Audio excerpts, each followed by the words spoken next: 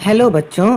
आज इस वीडियो में हम करेंगे कक्षा 5 की सामाजिक अध्ययन की कार्यपत्रक नंबर 8 और हम करेंगे पाठ सभ्यता का आरंभ। चलिए शुरू करते हैं इस कार्यपत्रक को हल करना। प्रश्न नंबर 1 देखिए। प्यारे बच्चों, मानव ने लगभग 10,000 वर्ष पहले कृषि की खोज की। बच्चों, आज से लगभग 10,000 साल पहले मानव ने खेती करना सीखा। शीघ्र ही मनुष्य ने पशुओं को पालतू बनाना और खेती करना सीख लिया। और जब मनुष्य ने खेती करना सीखा तो उसके बाद उसने जानवरों को पालतू बनाना भी सीख लिया। इसके साथ ही मनुष्य एक स्थायी जीवन जीने लगा और नदियों के किनारे गांव बसने लगे। और जब मनुष्य ने खेती करना सीख लिया और जानवरों को पालतू बनाना सीख लिया तो उसके बाद वह एक जगह टिक करके जीवन बिताने लगा और उसने सबसे पहले गांव नदियों के किनारे बसाए। यही गांव विकसित होकर नगर बन गए और धीरे धीरे जब यही गांव और बड़े होते गए, उसमें और फैसिलिटीज आती गईं तो वे नगर यानी शहर बन गए।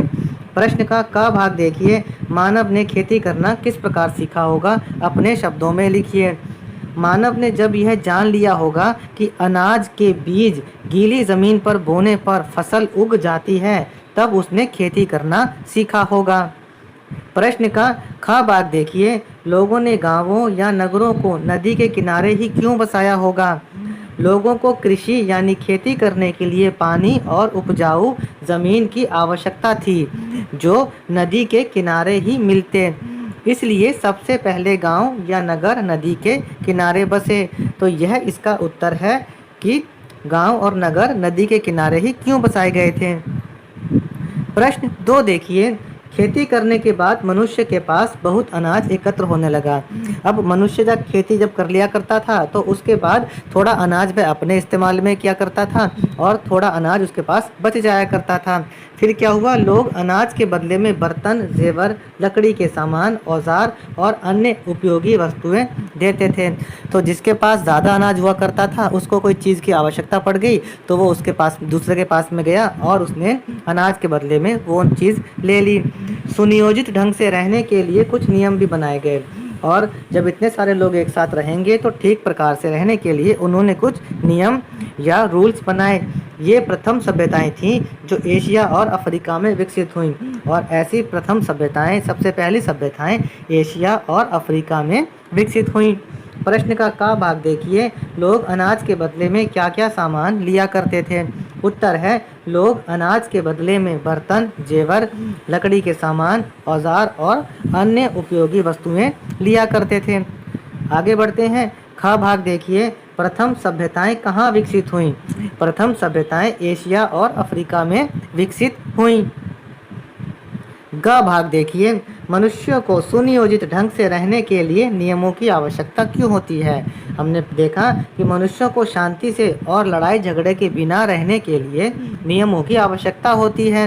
नियमों के बिना रहने पर लोग अपनी मनमानी करेंगे, जिससे विवाद यानी झगड़े हो सकते हैं। आगे देखिए। प्रश्न 3। प्राचीन मिस्रवासी पीने के पानी और सिंचाई के लिए नील नदी पर आश्रित थे। हर वर्ष नदी में बाढ़ आती थी, इससे नदी के किनारों पर उपजाऊ मिट्टी जमा हो जाती थी। किसानों ने मवेशी यानी भेड़, बकरी इत्यादि पालना शुरू कर दिया था। प्रश्न का भाग।